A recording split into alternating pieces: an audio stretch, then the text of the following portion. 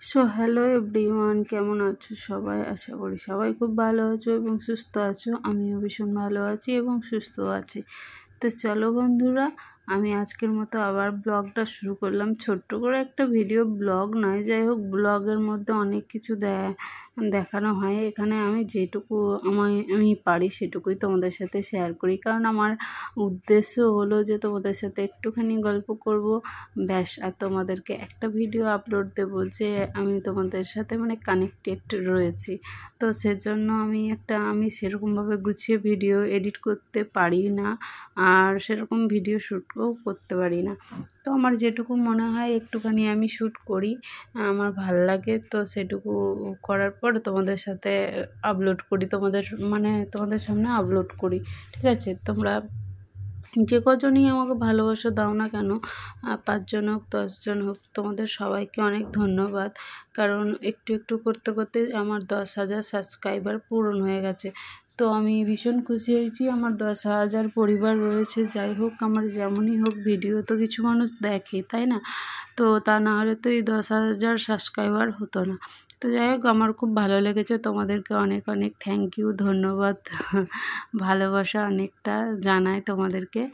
আর এদিকে দেখো, ঘুম থেকে উঠেছিলাম, ওঠার পরে একটু বসলাম, বসে টসে ভাবলাম বসে থাকলে হবে না, সময় নষ্ট করে লাভ নেই, কাজে যেহেতু আমাকে যেতে হবে, সেহেতু ওই জন্য রান্না বসিয়ে দিয়েছি। কাঠেই দেখো, কাঠ ছিল না, অল্প কটা কুচো কাঠ ছিল, সেটা দিয়ে উনুনটা আর কি ধরিয়েছিলাম।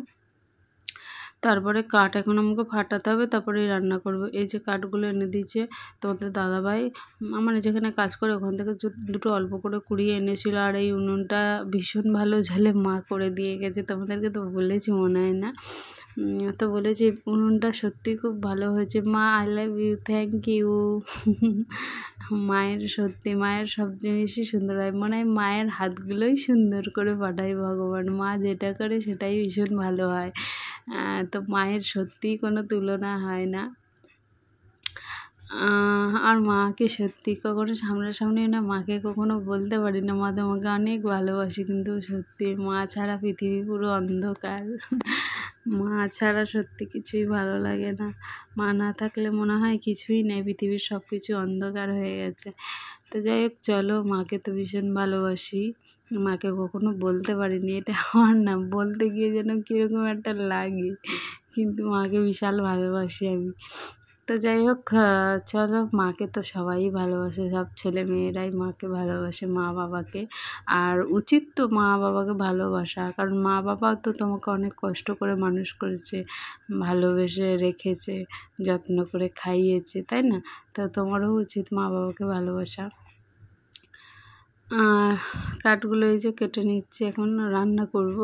এতে খুব, জানো তো, এই উনুনটা হয়ে একদিকে অনেকটা সুবিধা হয়েছে, মানে তোমার জ্বালনটা অনেক কম পড়ে। এই দুটো কাঠ যদি তুমি দিয়ে দাও না, এই ছোটো ছোটো, তো ওটা অনেকক্ষণ ধরে জ্বলবে, অনেকটা ভালো। আর কাঠের উনুন যেগুলো মাটির মধ্যে হয়, সেগুলোর মধ্যে কী বলো তো, এক গাদা গাদা জ্বালন ভরতে হয়, তারপরেই জ্বলে। আর এটার মধ্যে দেখছি কি একটা একটা দিলেই মানে কি সুন্দরভাবে জ্বলছে। গ্যাসে যেরকম রান্নাটা হয় না, বেশ জ্বলে, সেরকমই আর কি এটা। ওই রকম একটা দুটো কাঠ দিলে টুকটুক টুকটুক করে বেশ ভালোই জ্বলছে।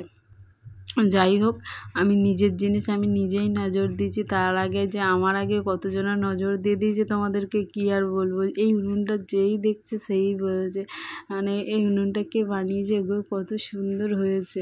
সবাইকার নজর জানি লেগে গেছে নাকি আমি জানি না, যেরকম আমার ভীষণ পছন্দ হয়েছে। নজর লাগলে লাগুক, যার যার উনুনের প্রয়োজন আছে আমাকে একটু খবর দিও, জিনিস ফিনিস কেনাকাটা করে, তাহলে আমি আমার মাকে খবর দিয়ে দেবো, আমার মা এসে বানিয়ে দিয়ে যাবে। তোমাদেরকে কোনো চাপ নাই, কোনো টাকা পয়সা লাগবে না, আর কোনো কিছু লাগবে না, ফ্রিতে বানিয়ে দেবে। চলো গো, তোমাদের সাথে বক তো অনেকক্ষণ ধরে করছি আমি, ভিডিওটা তো শেষ করতে হবে নাকি। আর সকালবেলা তেমন কিছু দেখালাম না, কোনো কিছু শেয়ারও করলাম না। একটুখানি ওই আমার ননদ ছিল বসে, ননদের সাথে গল্প করছিলাম, আর ওই তোমার ভাতে চাল তুলে দিলাম, ভাত বসালাম। ভিডিও এখানেই শেষ করছি গো, ভালো থেকো, টাটা।